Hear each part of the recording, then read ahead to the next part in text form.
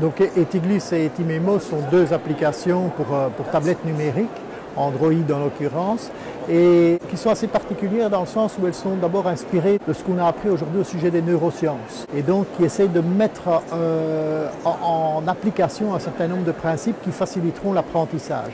Alors elles sont assez sobres ces applications, mais elles ont aussi une autre caractéristique assez originale, c'est qu'elles impliquent très fort l'enseignant. Elles vont permettre à l'enseignant de placer à l'intérieur d'une application tablette des contenus qui sont proches de sa classe. Il va pouvoir, en l'occurrence, soit dans Etiglis, qui est une application qui va faire fonctionner, qui va utiliser des étiquettes évidemment virtuelles à faire glisser sur la tablette, eh bien il va pouvoir mettre dans ces étiquettes les images, les mots qui sont utilisés dans sa classe et qui correspondent au centre d'intérêt qu'il développe à ce moment-là dans ses leçons.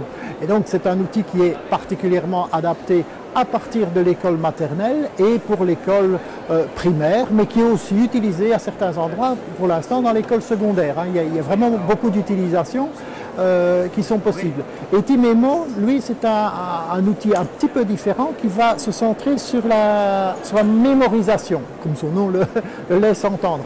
La mémorisation, en facilitant cette mémorisation, on sait que pour mémoriser, il faut répéter souvent les choses. Et les Anglais et toute la communauté anglo-saxonne a inventé depuis longtemps un concept qui est très fonctionnel, qui s'appelle les flashcards, qui consiste en fait à avoir des cartes que l'on retourne, dans lesquelles on dit tiens, à quelle date a eu lieu tel événement? Ah, je m'en souviens pas, je retourne et je trouve la solution. Eh bien, ce concept a été lui aussi transposé au niveau informatique, au niveau de la tablette, mais aussi du smartphone, et va permettre de faire apprendre, de faire retenir toute une série de choses.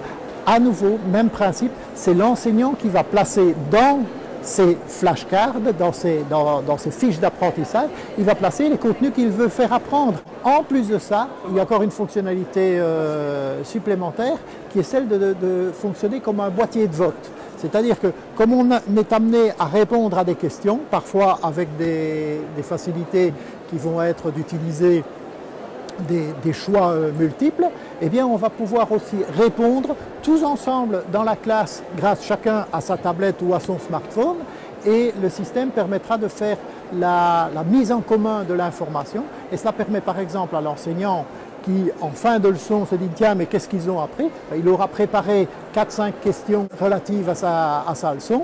Il va laisser les élèves répondre et puis on regardera ensemble la mise en commun, un petit peu à la manière finalement des jeux télévisés qu'on connaît bien, dans lesquels on peut voir un histogramme. Et bien, on pourra faire ça aussi en classe. Pour l'enseignant, ça lui permettra de savoir ce qui a été appris, ce qui ne l'a pas été. Et pour l'élève, c'est aussi très important d'un point de vue neurosciences, ça l'oblige à se repasser la leçon dans sa tête, à aller rechercher les informations qui viennent de lui être données, et c'est déjà le début de la mémorisation.